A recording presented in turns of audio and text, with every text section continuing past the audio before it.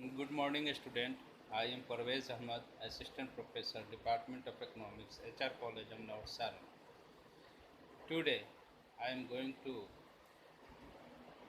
discuss a topic for the student of BA Part 2 Economics and Arts and from paper Public Finance.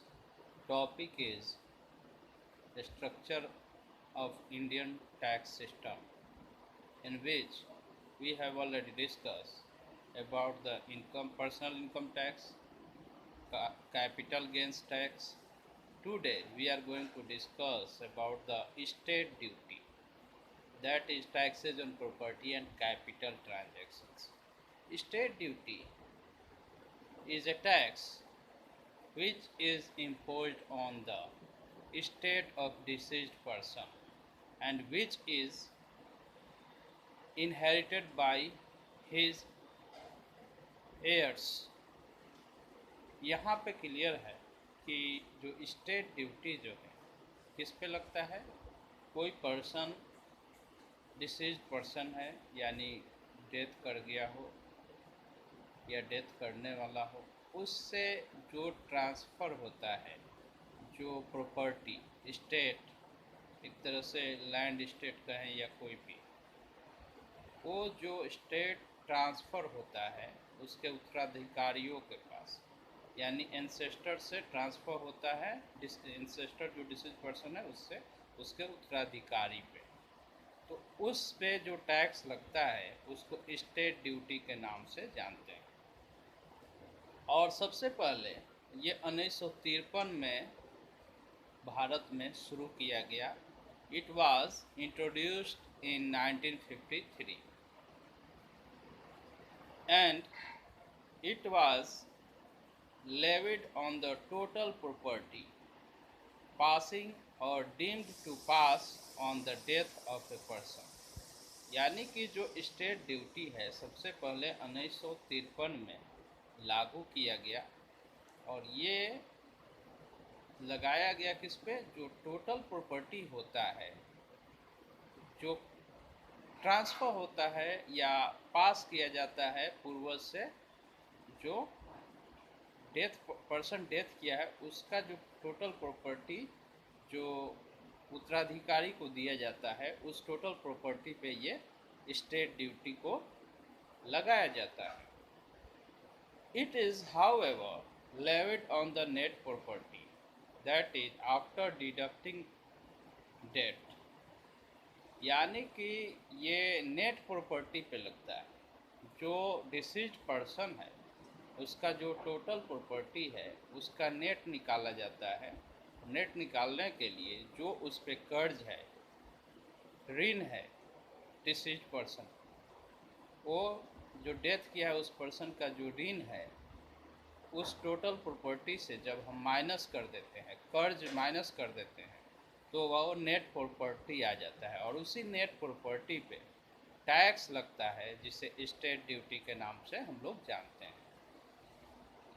It is a progressive tax, और ये जो tax होता है progressive type of tax है, यानी कि जितना ज़्यादा प्रॉपर्टी बढ़ता जाएगा वैसे वैसे टैक्स का रेट बढ़ता जाता है।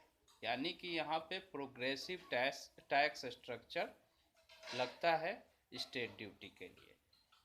यहाँ पे प्रोग्रेसिव इसलिए लगता है कि क्योंकि ज़्यादा प्रॉपर्टी वाले का मार्जिनल यूटिलिटी ऑफ मनी कम होता है, इसलिए जो टैक्स का जो प्रिंसिपल्स है, इक्विटी प्रिंसिपल, उसके लिए ज़्यादा इनकम वाले को ज़्यादा टैक्स लगता है, इसलिए ज़्यादा प्रॉपर्टी है तो उस पर ज़्यादा टैक्स लगता है। इसलिए यहाँ पे जो फिस्कल पॉलिसी है, यहाँ प्रोग्रेसिव टैक्स इस पे इम्पोज किया जाता है। Since March 1985 the state duty has been abolished in India। लेकिन सन 1985 से जो स्टेट ड्यूटी है उसको ख़त्म कर दिया गया। कब? 1985 से।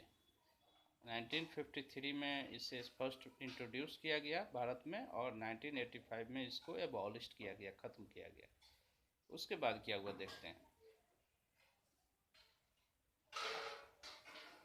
The Buthalingam report recommended that state duty may be replaced by the succession duty.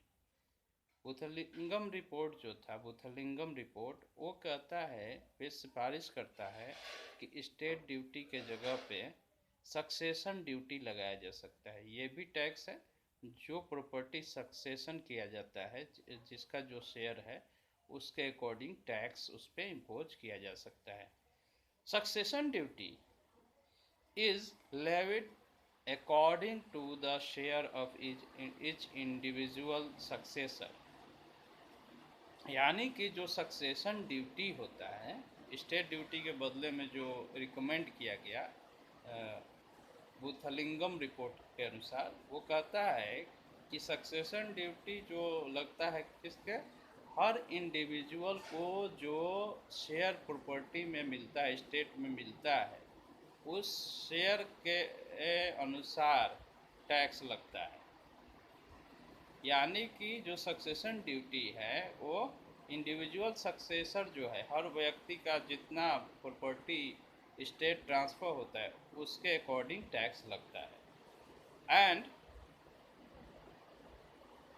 Succession duty is not levied on the total value of the state left by the deceased. यानी कि सक्सेशन ड्यूटी जो लगता है वो total value पे नहीं लगता है, उसके बदले में किस पे लगता है, जो हर इंडिविजुअल को जो शेयर मिलेगा उसके अकॉर्डिंग सक्सेशन ड्यूटी लगता है। तो यहाँ पे स्टेट ड्यूटी सबसे पहले जो था वो कहता था कि टोटल नेट प्रॉपर्टी पे प्रोग्रेसिव टैक्स के हिसाब से टैक्स स्ट्रक्चर लगता है। लेकिन जब ये जो टोटल पे लगता था, नेट प्रॉपर्टी पे, तो ये डिसाइड करना मुश्किल था कौन कितना टैक्स पे करेगा, क्योंकि ये प्रॉपर्टी जो है उसका स्टेट का डिस्ट्रीब्यूशन अलग अलग शेयर अलग अलग इंडिविजुअल पे होता है, तो उसको कलेक्ट करने में प्रॉब्लम भी थी। तो बुथलिंगम कमेटी ने 1985 के बाद रिपोर्ट दिया। उन्होंने कहा स्टेट ड्यूटी के जगह पे सक्सेशन ड्यूटी इम्पोज किया जा सकता है। सक्सेशन ड्यूटी जो है, हर व्यक्ति का जो शेयर होता है स्टेट का या प्रॉपर्टी का, जो शेयर मिलता है after death of disease person, तो उस शेयर के अकॉर्डिंग सक्सेशन ड्यूटी लगता है। और ये टोटल प्रॉपर्टी पे ना लग के हर इंडिविजुअल के शेयर पे लगता है। तो यहाँ हम लोगों ने अभी तक जो डिस्कस किया टैक्सेज ऑन प्रॉपर्टी में, स्टेट ड्यूटी आज हम लोगों ने डिस्कस किया। ये स्टेट ड्यूटी जो होता है स्टेट पे लगता है, प्रॉपर्टी पे लगता है, और 1953 में इंडिया में इंट्रोड्यूस हुआ। और ये टोटल नेट प्रॉपर्टी पे लगता है, नेट प्रॉपर्टी पे, जिस पे डिसीज पर्सन का पे जो डेट होता है या उसका बोरोविंग होता है, एक तरह से ऋण और कर्ज जो होता है, टोटल प्रॉपर्टी से जब निकाल देते हैं वो कर्ज, तो जो रिमेनिंग पार्ट होता है वो नेट प्रॉपर्टी होता है, और उसी नेट प्रॉपर्टी पे स्टेट ड्यूटी लगता है। और 1985 में इसको इंडिया से में एबॉलिश कर दिया गया, ख़त्म कर दिया गया। लेकिन बुथलिंगम कमेटी ने उसके जगह पे एक नया रिकमेंडेशन किया, सक्सेशन ड्यूटी लगे। और ये सक्सेशन जो ड्यूटी है, जो डिसीज पर्सन का टोटल प्रॉपर्टी है उस पर ना लग के, ये लगता है हर व्यक्ति जो डिसीज पर्सन का अपना कोई उत्तराधिकारी जो लोग हैं उनके जो शेयर है उसके अकॉर्डिंग वो टैक्स इम्पोज किया जाता है। तो यहाँ पे सक्सेशन ड्यूटी बहुत ही इम्पोर्टेंट ड्यूटी है, जो ईच इंडिविजुअल के, हर व्यक्ति के जो शेयर होते हैं प्रॉपर्टीज़ के, उस पे लगते हैं। और ये एक तरह से प्रोग्रेसिव टैक्स स्ट्रक्चर जो स्टेट ड्यूटी था उसी का एक दूसरा रूप हो गया। अब आज इसी के साथ आज का लेक्चर हम यहाँ ख़त्म कर रहे हैं, क्योंकि आज स्टेट ड्यूटी हम लोगों ने पढ़ा, जो टैक्स ऑन प्रॉपर्टी एक तरह से है, और एक तरह से कैपिटल ट्रांसफर्स ट्रांजैक्शंस पे भी टैक्स लगते हैं। तो आज स्टेट ड्यूटी पे ही आज ख़त्म कर रहे हैं। कल हम लोग वेल्थ टैक्स, गिफ्ट टैक्स के बारे में डिस्कस करेंगे। Thank you.